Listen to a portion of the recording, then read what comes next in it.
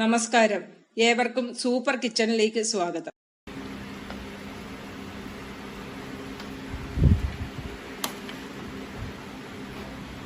ഇന്ന് സൂപ്പർ കിച്ചണിൽ നമ്മൾ ഡക്ക് ബിരിയാണിയാണ് തയ്യാറാക്കുന്നത്. താറാവിന്റെ ബിരിയാണി. അതിനുവേണ്ടി 2 താറാവിനെ മേടിച്ച് താറാവിന്റെ പൂട പറിച്ചാണ് എടുക്കുന്നത്. അതിനുവേണ്ടി നമ്മൾ വെള്ളം തിളപ്പിച്ച് അതിനകത്ത് നന്നായിട്ടൊന്ന് മുക്കിയെടുത്തതിന് ശേഷം അതിന്റെ പൂടയെല്ലാം പറിച്ച് ഞാൻ ക്ലീൻ ചെയ്ത് വെച്ചേക്കുകയാണ്.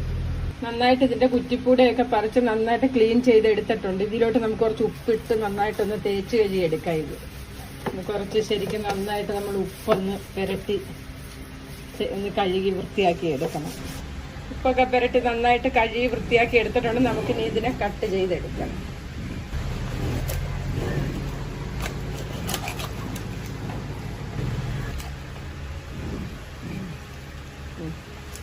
മീഡിയം ടൈപ്പിലെ പീസാക്കിയാണ് ഞാനിത് എടുക്കുന്നത്.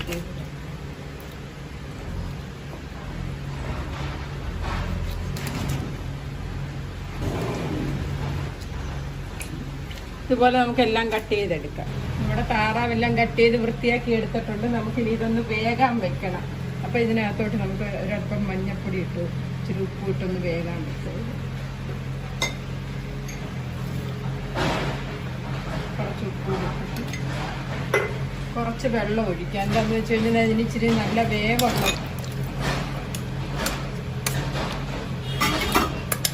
ഇത് വെന്ത് വരുമ്പോഴത്തേക്ക് നമുക്ക് ചോറിന് വേണ്ട വെള്ളം എടുത്തതിലോട്ട് വെക്കാം. നമുക്ക് 2 1 വെള്ളം വെച്ചിട്ടുണ്ട്. ഇതൊന്ന് തിളച്ചിട്ട് നമുക്ക് അരിയിടാം. വെള്ളം തിളച്ചിട്ടുണ്ട്. നമുക്കിതിലോട്ട് ഇനി അല്പം ഗ്രാമ്പും ഏലക്കായും പട്ടയും ഈ ഇലയെല്ലാം കൂടി ഇട്ട് കൊടുക്കണം. 2 ടേബിൾ സ്പൂണോളം വെളിച്ചെണ്ണ ഒഴിച്ചു കൊടുക്കാം.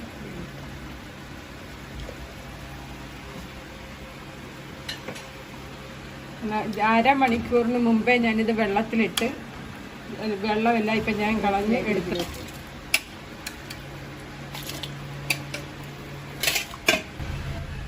നമുക്ക് ഈ ചോറൊട്ടാതിരിക്കാൻ നമുക്കൊരു മുറി നാരങ്ങ, പകുതി നാരങ്ങ നീരൂടെ പിഴിഞ്ഞ് കൊടുക്കാം.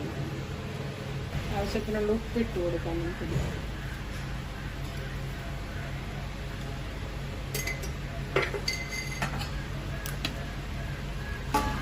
തിളച്ച് വരാം. വേഗട്ടെ. ഇപ്പോഴത്തേക്ക് നമ്മുടെ ദണ്ട ഇത് നന്നായിട്ട് വേകുന്നുണ്ട്. വെന്ത് വെള്ളമൊക്കെ ഒന്ന് കുറഞ്ഞ് വരും. നമ്മുടെ അരി വെന്തോന്ന് നോക്കാം. നമുക്ക് നമ്മുടെ ചോറ് റെഡിയായെന്ന്. ഓഹോ, വെന്ത് വന്നിട്ടുണ്ട്. ഒരുപാട് അങ്ങ് അളിയാൻ നിൽക്കണ്ട ചോറ്. നമുക്കിനി ഇതിൻ്റെ വെള്ളം മാറ്റിയെടുക്കാം. പാനടുപ്പ് വെച്ച് നമുക്ക് ഈ ഇതെല്ലാം അണ്ടിപ്പരിപ്പും കിസ്മിസും ഒക്കെ ഒന്ന് വറുത്തെടുക്കാം. കുറച്ച് നെയ്യ് ഒഴിച്ചു കൊടുക്കാം. നെയ്യ് ചൂടായിട്ടുണ്ട്. നമുക്ക് ഇതിലോട്ടിട്ടൊന്ന് വറുത്തെടുക്കാം.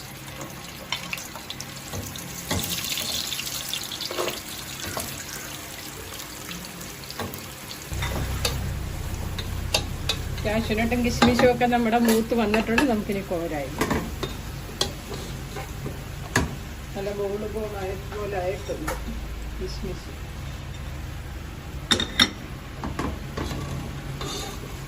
രണ്ട് സവാള എടുത്തിട്ടുണ്ട്. ഇതൊന്ന് വറുത്തെടുക്കാം.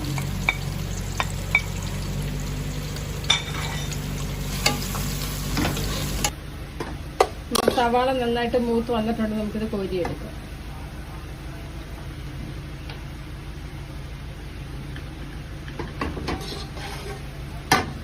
ഇതിലോട്ട് നമുക്ക് കുറച്ച് ഓയിലും കൂടെ ഒഴിച്ചു കൊടുക്കും. ഇതിലോട്ട് നമുക്ക് വേണ്ട ഇച്ചിരി ഗ്രാമ്പും പട്ട ഏലക്കായും ഈ ഇലയെല്ലാം ഒന്ന് ഇട്ട് മൂത്തിട്ടുണ്ട്. നമുക്ക് ഇതിലോട്ട് സവാള ഇട്ട് കൊടുക്കാം. 500 ഗ്രാം സവാളയാണ് ഞാൻ എടുത്തത്. ഒരു 250 ഗ്രാം ചെറിയ ഉള്ളി അരിഞ്ഞ് വെച്ചിട്ടുണ്ട്. ഉപ്പ് നമുക്ക് ഇതിലോട്ട് ഇട്ട് കൊടുക്കാം. അപ്പം പെട്ടെന്ന് ഇതൊന്ന് വാടിക്കിട്ട് ഈ സവാള നമുക്ക് ഈ ചെറിയ ഉള്ളിയും കൂടി ഇതിലോട്ട് ഇട്ട് കൊടുക്കാം. നന്നായിട്ടൊന്ന് വഴഞ്ഞ് വരട്ടില്ല. ഉള്ളി ഒരു പരുവത്തിന് വഴഞ്ഞിട്ടുണ്ട്. നമുക്കിതിലോട്ട് ഇഞ്ചിയും വെളുത്തുള്ളിയും ചതച്ചതിട്ട് കൊടുക്കാം. 2 കുടം വെളുത്തുള്ളി എടുത്തിട്ടുണ്ട്. വലിയൊരു പീസ് ഇഞ്ചി എടുത്ത് ചതച്ച് വെച്ചതാണ്. ഉള്ളിയും പച്ചമുളകും എല്ലാം വഴഞ്ഞ് വന്നിട്ടുണ്ട്. നമുക്കിനി മുളക് പൊടി മല്ലിപ്പൊടി ഇട്ട് കൊടുക്കാം. 2 ടേബിൾ സ്പൂണോളം മല്ലിപ്പൊടി ഇട്ടിട്ടുണ്ട്.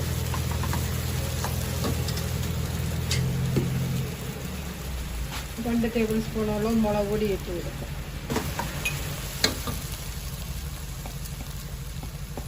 അര ടീസ്പൂൺ മഞ്ഞൾപ്പൊടി.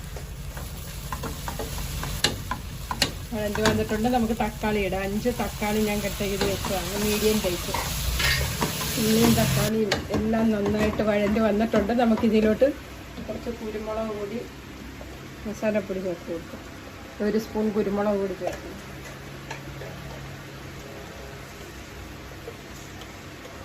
അര സ്പൂൺ പെരിഞ്ജീരകത്തിൻ്റെ പൊടി, 1 സ്പൂൺ ഗരം മസാലപ്പൊടി. നമുക്കിതിലോട്ട് ഈ വെന്തിരിക്കുന്ന ആദ്യം ഈ വെള്ളം ഇങ്ങോട്ടൊന്ന് ഒഴിച്ച് കൊടുക്കാം.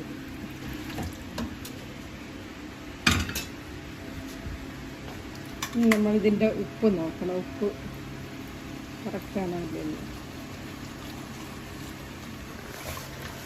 ഇത് ഉപ്പ് കറക്റ്റല്ലെന്ന് വരെ ഇപ്പം നമ്മൾ ആവശ്യത്തിന് ഉപ്പിട്ട് കൊടുക്കണം.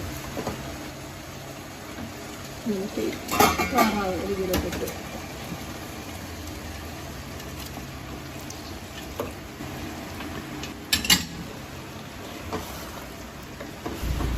നന്നായിട്ട് ഇതിൻ്റെ വെള്ളം വറ്റിച്ചെടുക്കണം. നമുക്ക് മസാല എല്ലാം പിടിച്ച് വെള്ളം വറ്റി വരുമ്പോൾ കറക്റ്റാകും.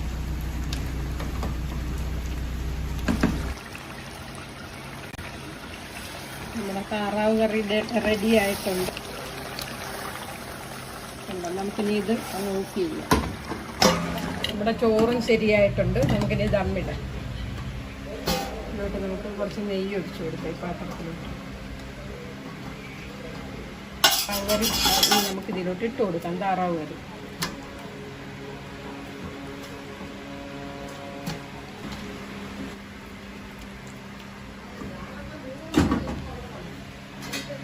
നമുക്ക് ചോറിടാം. ഇതിൽ ഇച്ചിരി നന്നായിട്ട് എല്ലാം ഒന്ന് ലെവലാക്കി കൊടുത്തിട്ട് ചോറിടാം.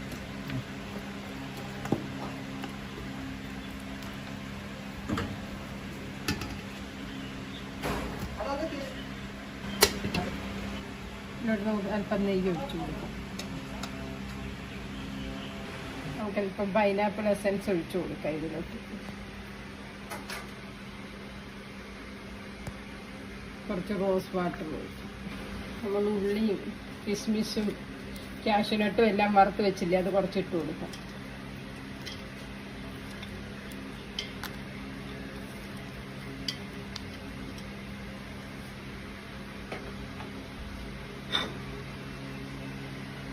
ഇപ്പം മല്ലിയിലയും പുതിനയിലയും ചേർക്കാം.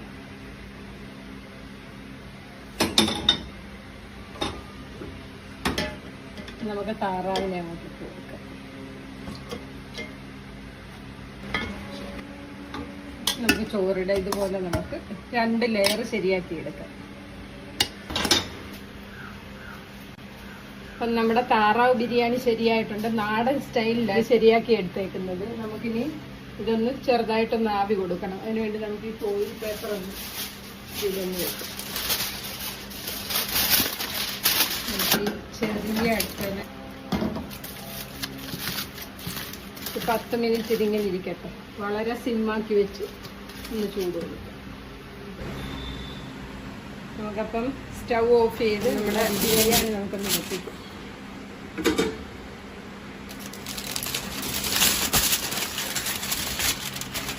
നല്ല മണമുണ്ട് കേട്ടോ, അടിപൊളിയായിരിക്കും. നല്ല സ്മെല്ല്. സെർവിങ് ഡിഷിലേക്ക് കുറച്ചെടുക്കാം.